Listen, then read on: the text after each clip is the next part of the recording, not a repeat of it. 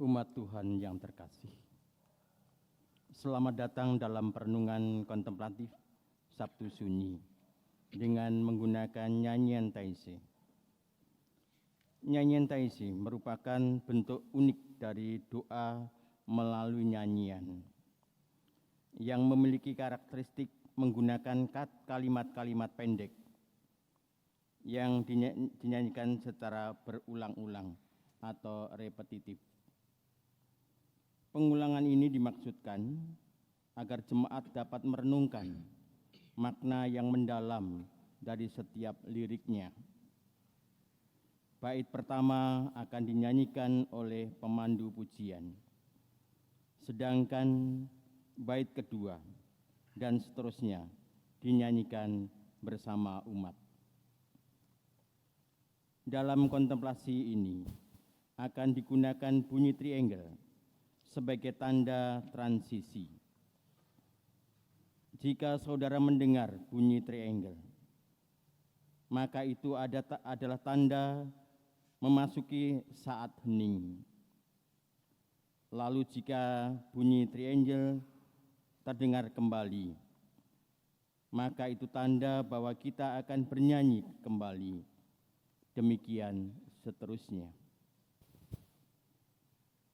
Seperti yang telah disampaikan, bahwa akan ada beberapa saat hening setelah triangle dibunyikan. Saat hening di sini akan berdurasi sekitar 30 detik. Gunakan saat hening yang ada untuk berdiam diri tanpa terdistraksi oleh apapun. Sadari kehadiran Tuhan dalam hidup saudara, serta jumpai Tuhan dalam keheningan yang ada. Apabila saudara mendengar bunyi triangle 3 kali, itu adalah tanda bahwa ibadah Taizé sudah selesai. Umat dapat mengambil waktu teduh dan berdoa sejenak. Setelah dipandang cukup, dapat meninggalkan ruangan ini dengan tetap menjaga keteduhan. Mohon kerjasamanya untuk tidak berbicara atau berbisik kepada orang lain di sepanjang perenungan ini. Pastikan ponsel saudara dalam kondisi non-aktif atau diam atau dalam mode senyap. Hal ini sangat diperlukan agar kita dapat menikmati suasana hening. Mari kita mengambil waktu hening sejenak. Kita persiapkan hati dan pikiran kita untuk memulai perenungan ini dengan menyanyikan lagu Taizé.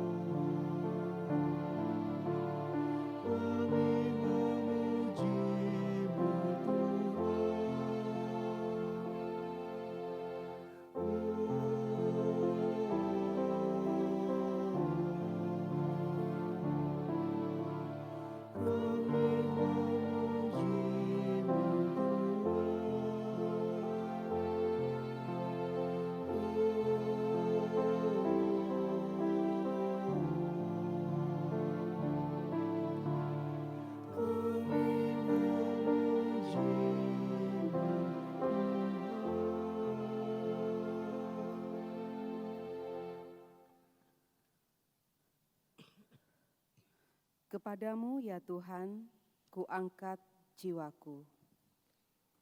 Allahku, kepadamu aku percaya. Janganlah kiranya aku dipermalukan. Janganlah musuhku bersorak-sorak mengolok aku. Ya, semua orang yang menantikan Engkau takkan dipermalukan. Biarlah dipermalukan mereka yang mudah berkhianat. Beritahukanlah jalan-jalan-Mu kepadaku ya Tuhan. Ajarkanlah jalan-Mu kepadaku. Tuntunlah aku berjalan dalam kebenaran-Mu dan ajarlah aku. Sebab Engkaulah Allah yang menyelamatkan aku, Engkau ku nanti-nantikan sepanjang hari.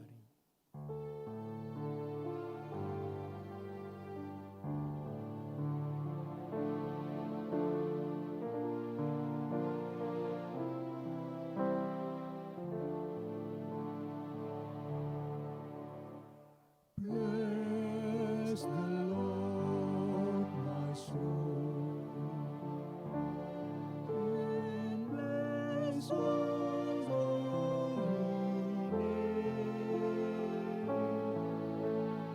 Bless the Lord, my soul, all its being Bless the Lord, my soul, and bless God's holy name. Bless the Lord, my soul, all its being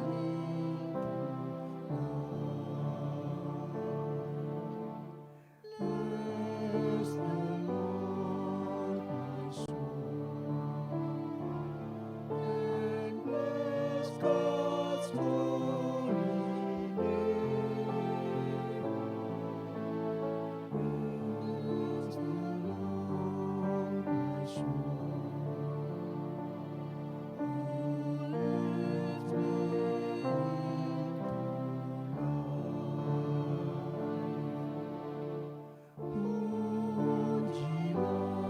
its Pujilah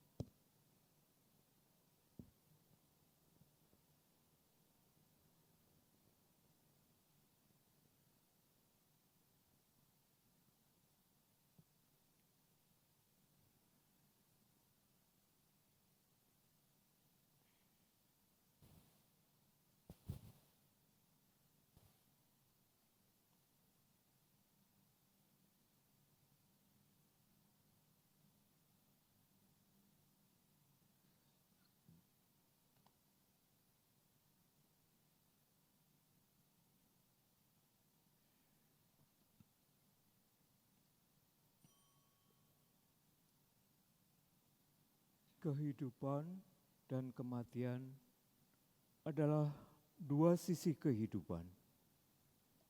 Di antara keduanya, yang sulit untuk kita terima adalah kematian. Namun kematian adalah bagian yang tak terelakkan. Tak seorang pun benar-benar sanggup menerima. Kematian menjadikan keterpisahan kekal antara kita dan orang yang kita kasihi. Karena itu, salah satu masa paling berat dalam hidup adalah saat kita kehilangan seseorang yang kita cintai karena kematian. Duka datang seperti malam yang panjang, membawa kesedihan dan kesepian yang perlahan menyelimuti hati. Kesunyian semacam itulah yang pernah dirasakan para pengikut Yesus Kristus pada momen Sabtu Sunyi. Hari itu dipenuhi keheningan yang menyesakkan. Mereka berdiri di antara harapan yang telah runtuh dan masa depan yang terasa gelap. Dia yang selama ini mereka ikuti, mereka kagumi, dan mereka andalkan sebagai penolong hidup, kini telah tiada. Ia telah wafat dan kematiannya seakan memadamkan cahaya dalam hati para murid serta pengikutnya. Semangat yang dahulu menyala, kini seperti lilin yang tertiup angin, menyisakan bara kecil dalam kesunyian yang dalam.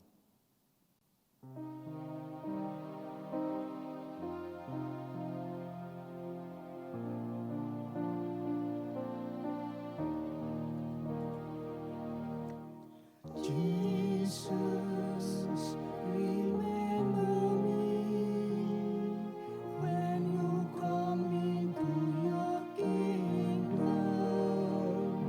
Jesus, remember me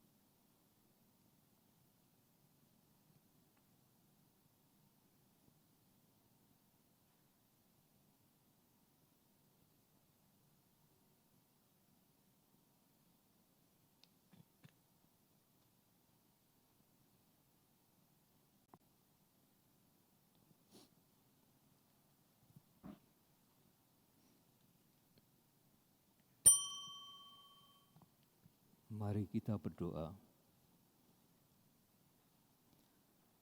Tuhan, di hadapan salib-Mu kami berdoa, mengucap syukur untuk kasih-Mu, memohon pengampunan-Mu untuk dosa-dosa yang telah kami lakukan. Tuhan, Engkaulah kekuatan dalam kerapuhan kami. Dalam keteduhan saat ini, kami memohon kekuatan-Mu. Tolonglah kami agar dapat merasakan kehadiran. Bantulah kami untuk merasakan kasih-Mu. Terangi kami dengan firman-Mu. Amin.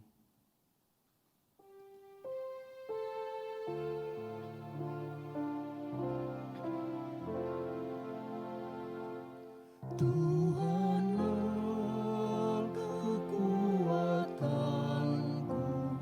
Tuhanlah nyanyianku, Dialah keselamatanku, jikalau Dia di pihakku, terhadap siapakah ku gentar. Tuhanlah kekuatanku, Tuhanlah nyanyianku, Dialah keselamatanku, jikalau Dia di pihakku, terhadap siapakah ku gentar. Tuhanlah kekuatanku, Tuhanlah nyanyianku, Dialah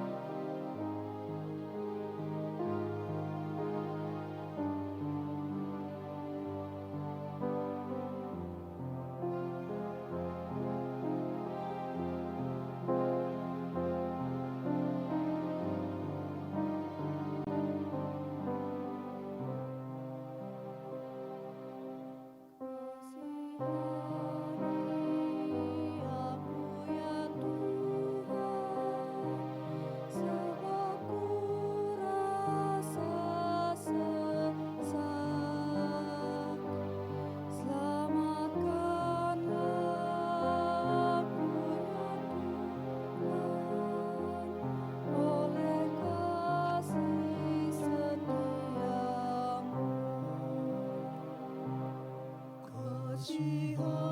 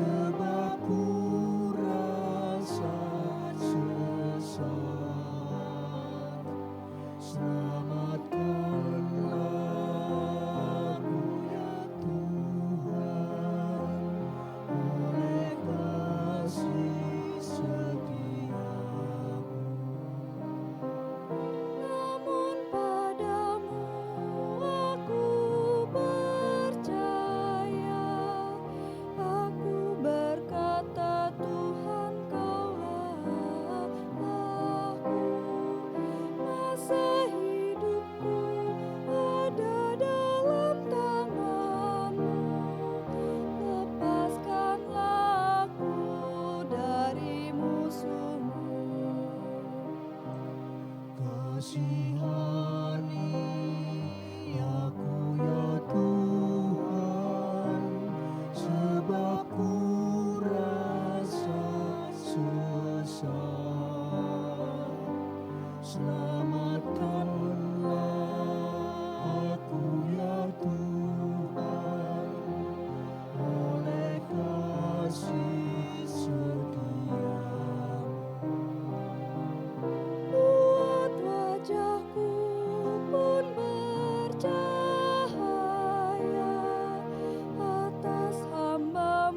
ya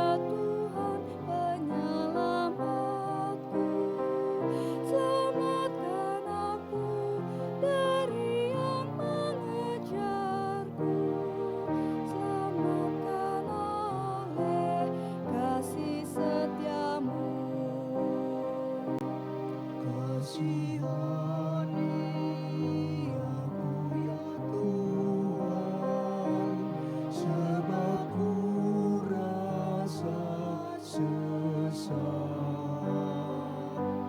Selamatkanlah aku ya Tuhan, oleh kasih setiamu.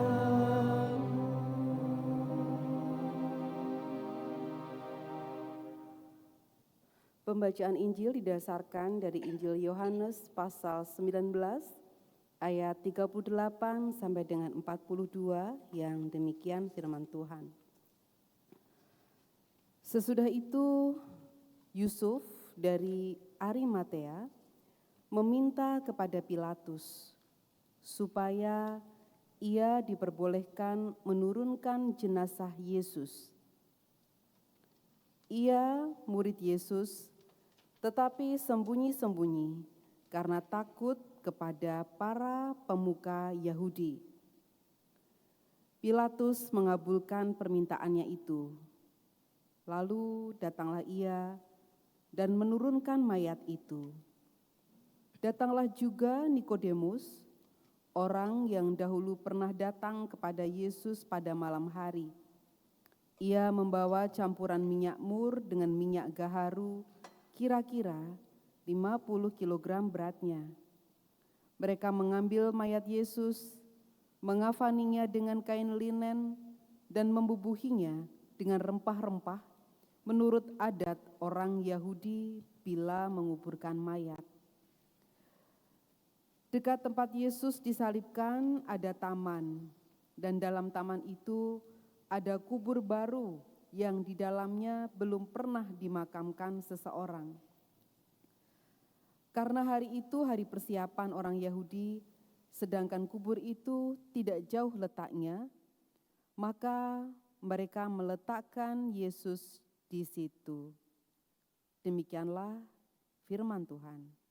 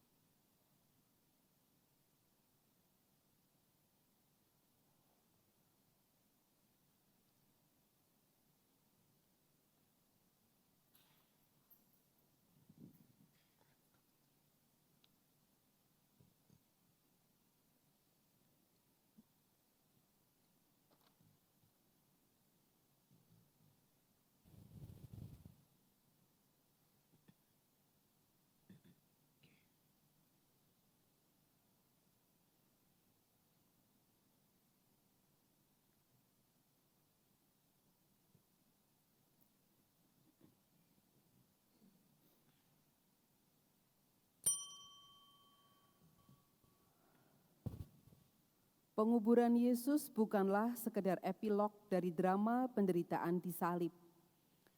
Ia bukan hanya baris terakhir dari kisah yang kita tahu akan berakhir dengan kebangkitan. Di balik suasana duka dan langit yang seakan bungkam, momen ini menyimpan sebuah pelajaran iman yang dalam, bahwa kasih sejati seringkali diuji justru ketika segala sesuatu terlihat sia-sia. Hari itu, udara Yerusalem masih menyimpan bau darah dan teriakan kemarin, "Salibkan dia, salibkan dia." Jalan-jalan sepi namun tegang. Bagi banyak orang, kematian Yesus adalah akhir. Para murid yang dahulu berjalan bersamanya, kini bersembunyi ketakutan. Namun di tengah sunyi, dua sosok melangkah maju. Yusuf dari Arimatea dan Nikodemus. Mereka bukan bagian dari lingkaran 12 murid yang terkenal. Mereka bukan pahlawan yang selama ini berdiri di samping Yesus di hadapan publik. Yusuf dari Arimatea adalah murid yang diam-diam, takut kepada orang Yahudi. Nikodemus adalah tokoh agama yang pernah datang kepada Yesus di tengah malam agar tak terlihat orang. Tetapi justru pada hari kematian Yesus, saat sorotan dunia penuh resiko, mereka justru memilih untuk menampakkan diri. Langkah mereka bukan tanpa harga. Menyentuh tubuh mati berarti menanggung najis secara ritual menurut hukum Yahudi. Dalam logika agama saat itu, mereka akan kehilangan kehormatan untuk merayakan Paskah, momen spiritual paling penting dalam setahun. Namun Yusuf dari Arimatea dan Nikodemus memilih kehilangan kesucian formal demi merawat tubuh guru mereka. Di mata dunia, mereka mengotori diri, tapi di mata Allah, mereka sedang memurnikan kasih.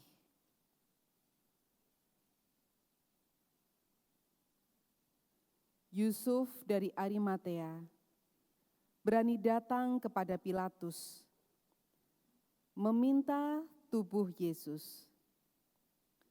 Tindakan yang terang-terangan berpihak kepada seorang yang baru saja divonis sebagai penjahat negara dan penghujat agama.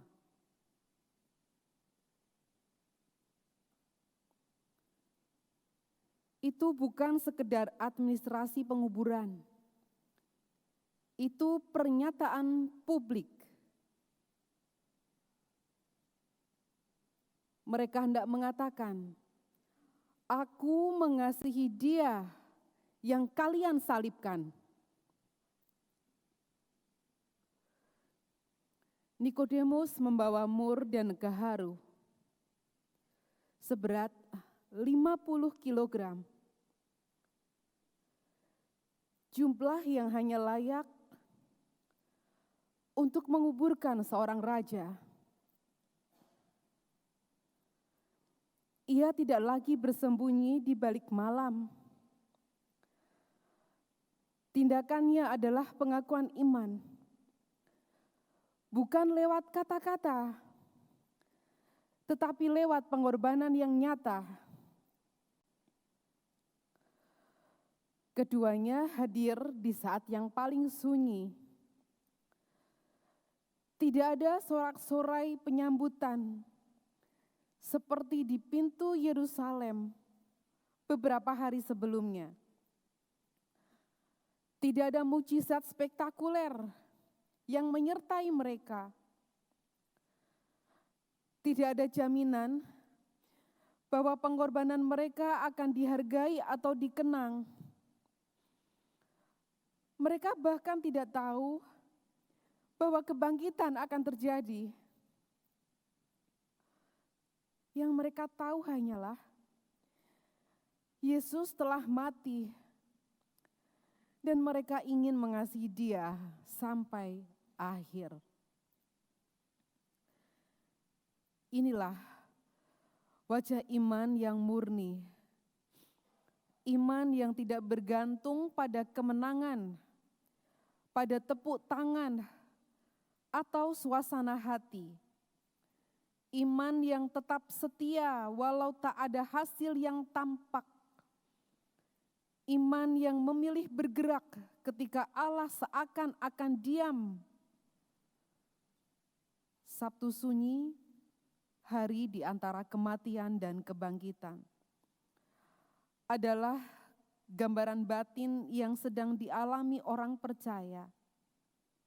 Doa terasa menggantung, pelayanan terasa diabaikan, tak terlihat, tak dihargai. Hati terasa kering, sepi, ditinggalkan, semuanya pergi. Namun di sanalah kasih diuji. Dan seringkali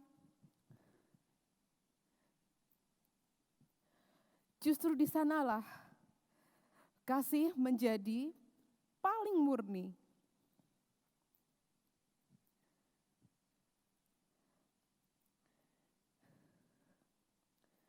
Yusuf dari Arimatea dan Nikodemus mengajarkan kepada kita bahwa mengasihi Yesus tidak selalu berarti berkhotbah di mimbar atau memimpin ibadah besar, menjadi pahlawan atas banyak orang.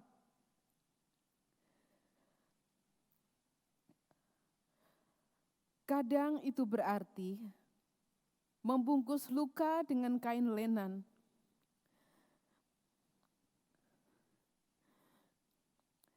menyentuh mereka yang hancur, merangkul mereka yang kesepian, menghampiri mereka yang ditinggalkan pergi. Kadang kasih yang nyata justru hadir tanpa banyak bicara, tapi melalui tindakan nyata, tindakan sederhana di mata Tuhan adalah liturgi yang sangat indah dan berharga.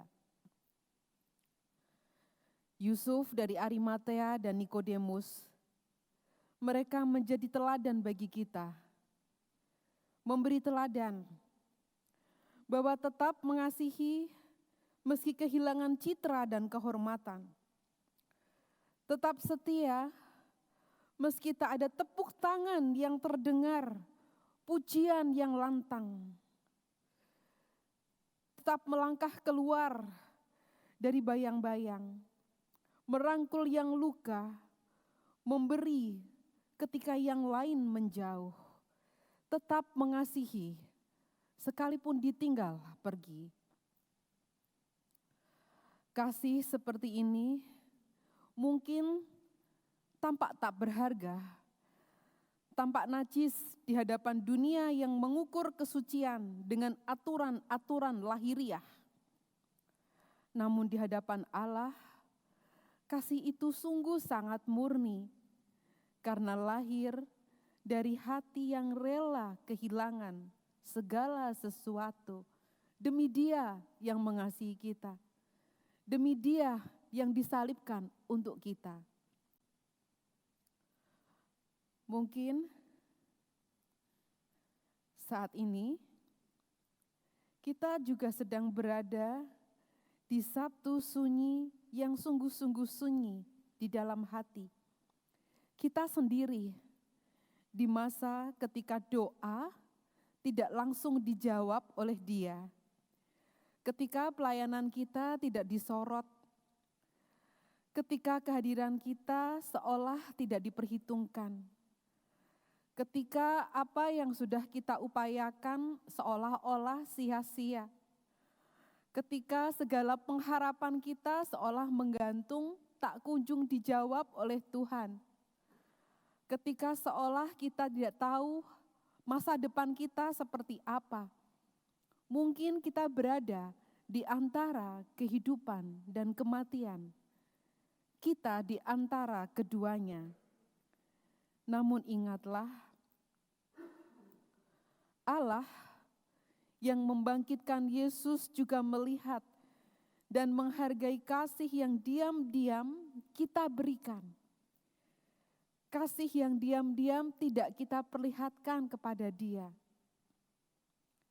Di matanya, kasih yang bertahan dalam sunyi akan dibangkitkan dalam terang kemuliaannya. Tetap mencinta saat semua pergi. Tetap setia saat semua diam. Sebab di tengah kesunyian itulah Allah sedang memurnikan kasih kita. Di tengah kehampaan itulah Allah sedang menguji cinta kita kepadanya. Amin.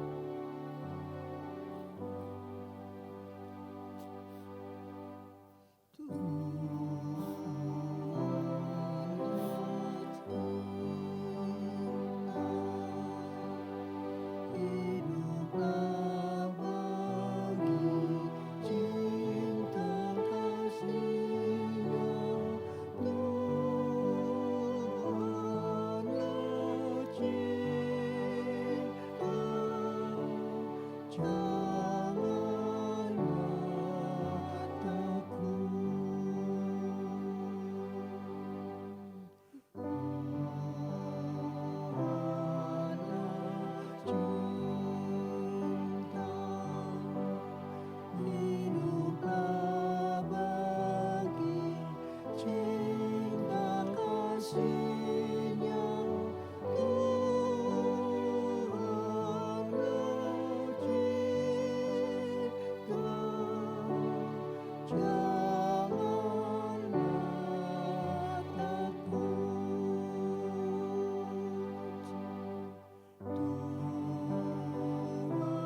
Tuhanlah cinta. Hiduplah bagi cinta kasih-Nya Tuhan mencipta. Janganlah takut, Tuhanlah cinta. Hiduplah bagi cinta kasih-Nya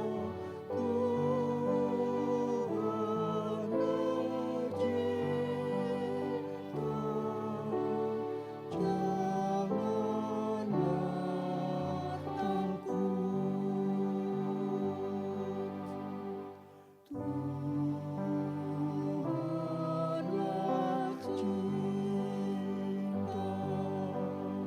Hiduplah bagi cinta kasih-Nya Tuhan mencipta.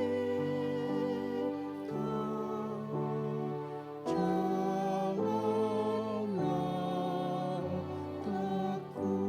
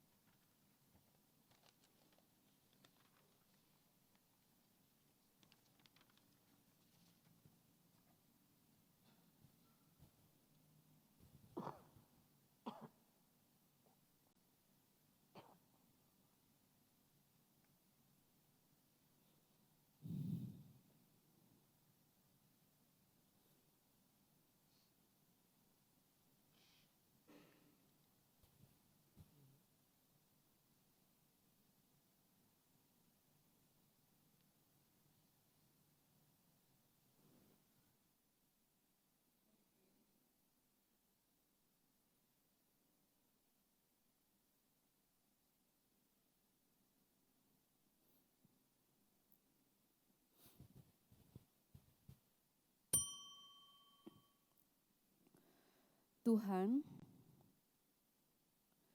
dengarkanlah doa-doa kami pribadi yang kami panjatkan dari dalam hati kami masing-masing.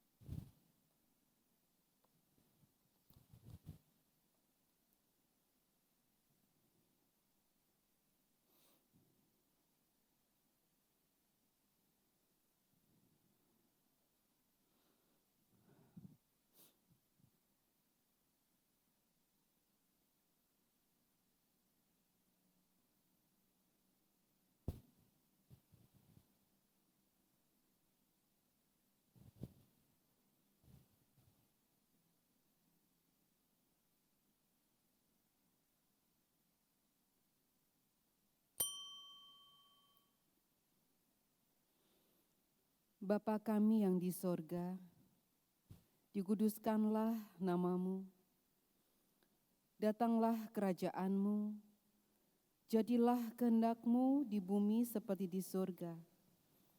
Berikanlah kami pada hari ini makanan kami yang secukupnya, dan ampunilah kami akan kesalahan kami, seperti kami juga mengampuni orang yang bersalah kepada kami.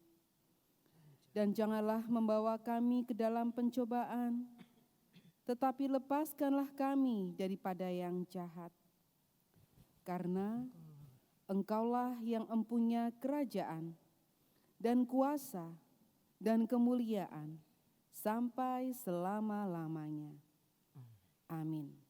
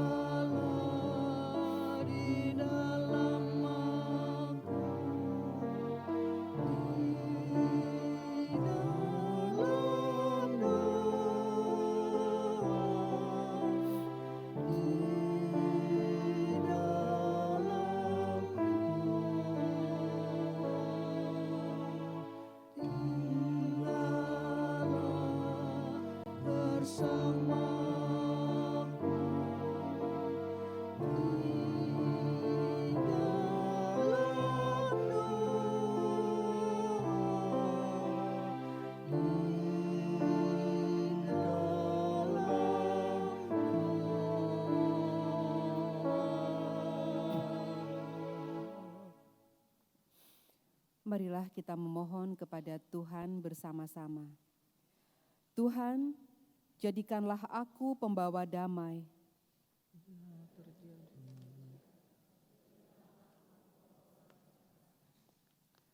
Bila terjadi penghinaan, jadikanlah aku pembawa pengampunan. Bila terjadi perselisihan, jadikanlah aku pembawa kerukunan. Bila terjadi kesesatan, jadikanlah aku pembawa kebenaran. Bila terjadi kebimbangan, jadikanlah aku pembawa kepastian. Bila terjadi keputusasaan, jadikanlah aku pembawa harapan. Bila terjadi kegelapan, jadikanlah aku pembawa terang. Bila terjadi kesedihan, Jadikanlah aku pembawa sukacita.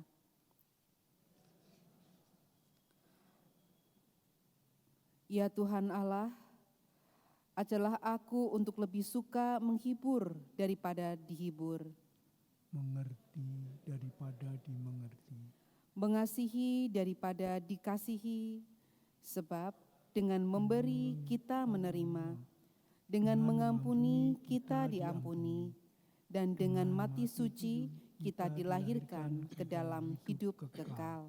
Amin. Amin.